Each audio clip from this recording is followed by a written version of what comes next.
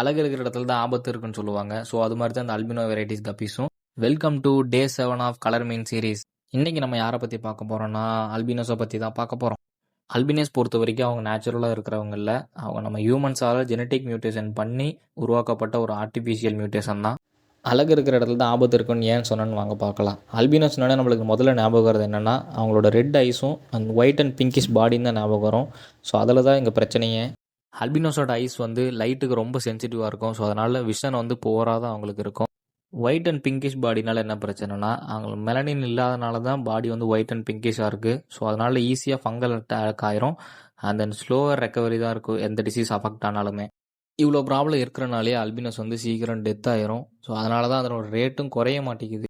இது மாதிரி யூஸ்ஃபுல்லான அண்ட் ஹிஸ்ட்ரி கண்டென்ட் போகிற நம்ம சேனலை சப்ஸ்கிரைப் பண்ணி லைக் பண்ணிக்கோங்க. அண்ட் தென் அடுத்த வீடியோவில் அல்பினோட வெரைட்டிஸை பார்க்கலாம். தேங்க்ஸ் ஃபார் வாட்சிங்.